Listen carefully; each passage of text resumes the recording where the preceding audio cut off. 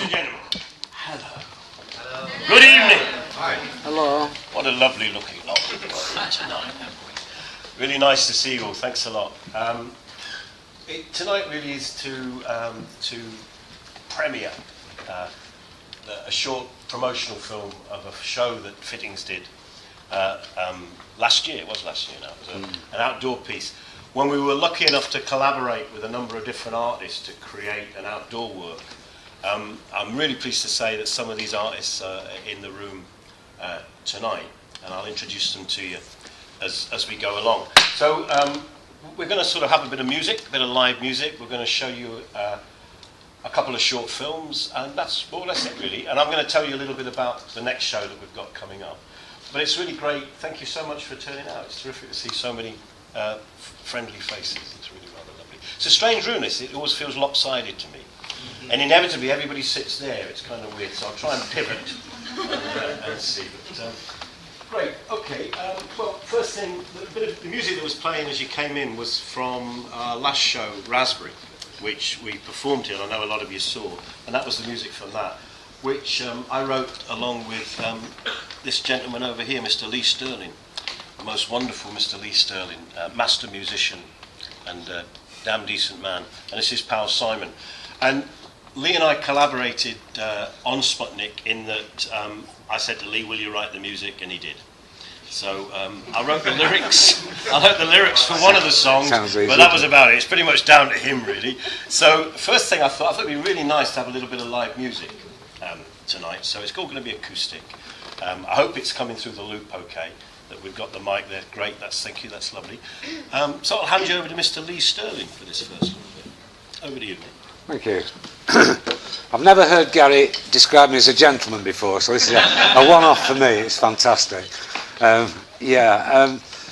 Sputnik was so unique, really, really amongst all the work that Gary and I have done together, because it was sort of intangible at first. I mean, by its very nature. And the great work that Sharmanka did. I mean, I had the pleasure of having a flight with Sputnik and having a good old explore of it. And really, when we started out, Gary and neither Gary nor I really knew quite what we wanted musically. And so it was, as you'll probably see by the film, really, it was very strange to pinpoint exactly what Gary wanted. And so what happened was that I just fired lots of stuff. I wondered why I was so calypso to collapso after the event.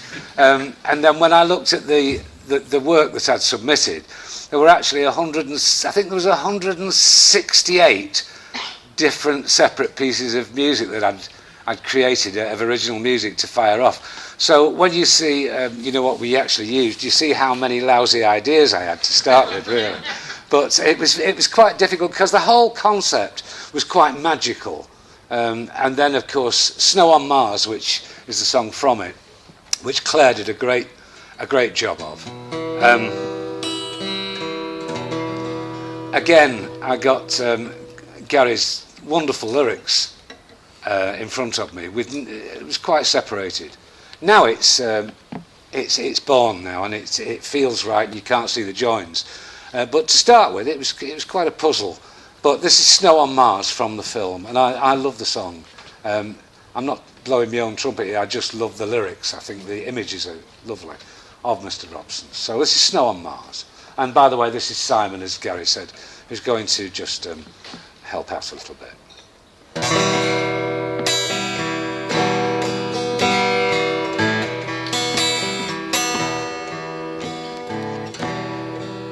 People say that when you die, your whole life spins before your eyes. You think quite clearly and surmise what you did wrong. Try to make amends, but by then it's too late, and the story ends. All the thoughts you might have shared, all the things you might have said, are washed away. are washed away like teardrops in the rain.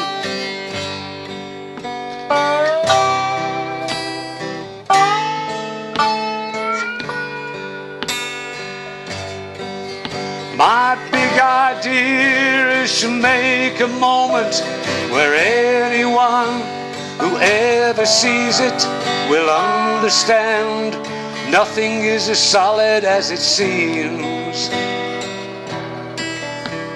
Reality is somewhere in between. But machines and stones and sticks and bones have dreams beyond the stars. But life is quick and young and gone, just like snow on Mars, just like snow on Mars, just like snow on Mars.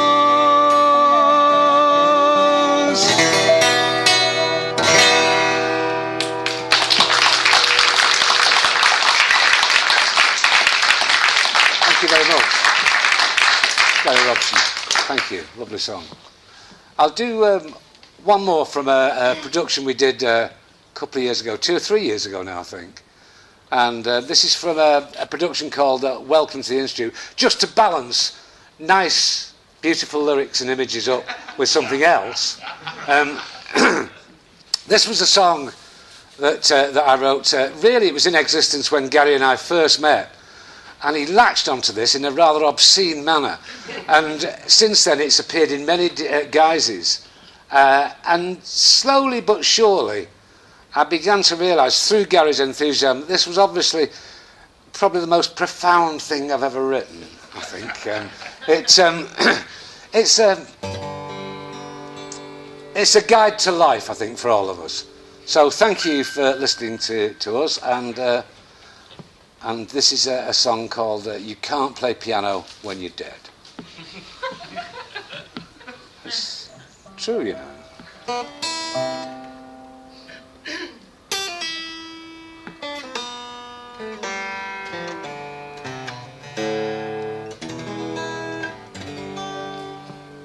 Sets the mood, I think.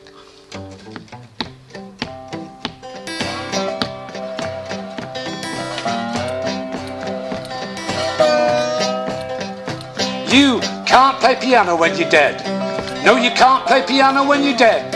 No, you can't play piano or wave a little banner or balance a spanner on your head.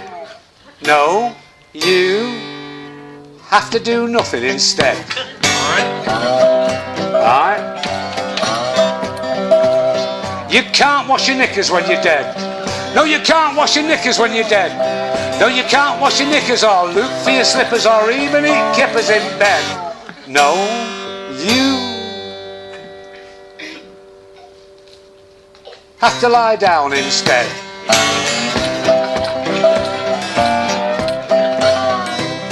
You can't dance a rumba when you're dead. No, you can't dance a rumba when you're dead.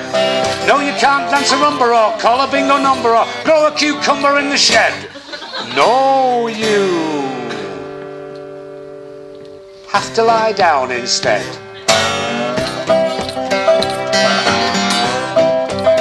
Because you can't play piano when you're dead. No, you can't play piano when you're dead. No, you can't play piano or wave a little banner or balance a spanner on your head.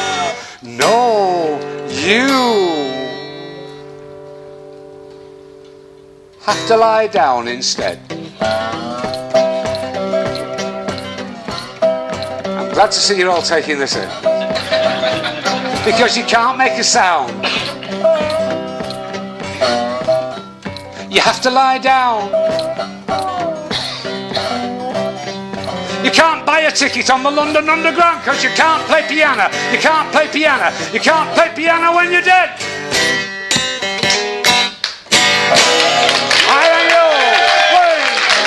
Thank you. That's my artistic bit done. Now a return to art. Available for bar mitzvahs, weddings, Thank you. funerals, and Thank children's you. parties. Look at great Mr. Leigh Stirling and his trusty sidekick Simon. Give him another round of applause. What did you say? Soon brought it down to the level. Yeah. So that's some of the artists were there. So that was Mr. Leigh Stirling, the composer, and he's mentioned Claire Cunningham. Some of you will know is a fantastic Glasgow-based dance artist, really, and Claire was part of this project as well. But I guess the key people in this project for me and for Fittings were Shamanka. I'm pleased to say have joined us from Glasgow. I can't see where they're sitting. Right at the back, there you are. Ladies and gentlemen, put your hands together. Hey. That's Edward, Sergi and Tatiana. And we all worked together on a version of Samuel Beckett's Endgame, which was an interesting show. It was a great play, and I think we did a very interesting version of it. And one of the ideas in the show was to fuse the actors with some of Edward's wonderful creations. Edward makes kinetic sculptures. They're just the most amazing things. They're really evocative for me of Victoriana, of steam pumps, of crazy fairgrounds and carnivals. Wonderful, wonderful work. If you've never been to Glasgow and never visited the Shamanka studio, it is one of the hidden treasures of not only Scotland but the UK. And really, they're in the Trongate now in Scotland. If you're ever up there in Glasgow, make sure you go and see it. It's absolutely fantastic. I adore their work. So I approached them and said, I'm still really interested in that idea of fusing a human being with a machine. Can we talk about this? And would you be interested in working with us on a project that tried to do that? And, you know, bless my soul, they said yes. So that was fantastic. That was a great day for me. And then the whole process then was fascinating because it was no more than an idea. It was just that one idea. How do you fuse a human being with a machine? And it kind of grew from there. And Edward and I and Sergi and Tatiana met along with Claire over a period of 2 or 3 months, just throwing around ideas, really. Sort of we fed stuff into the mix, they fed stuff back. And then Edward went away and created the machine that was to become Sputnik. And I think, for me, it came from another project I'd seen in the year 2000, the Kabakovs, again Russian artists, and they built a project called the Palace of Projects. They built a piece called the Palace of Projects. And it was a most wonderful canvas and wood construction, a giant sort of strange house full of little rooms, and in all the rooms were people's dreams.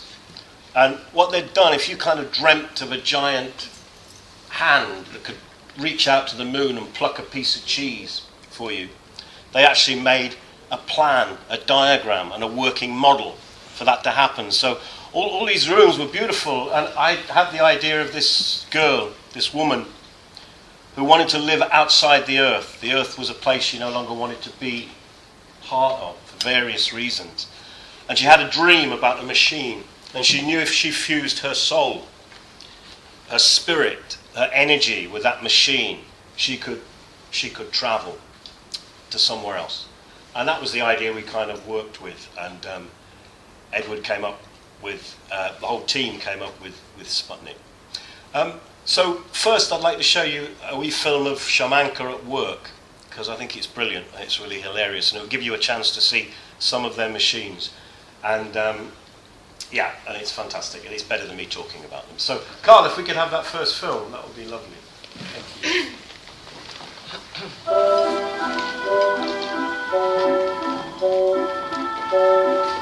Shamanka means hurdy-gurdy, by the way, in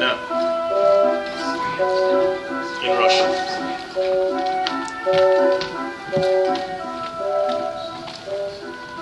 I'll just dance for a bit.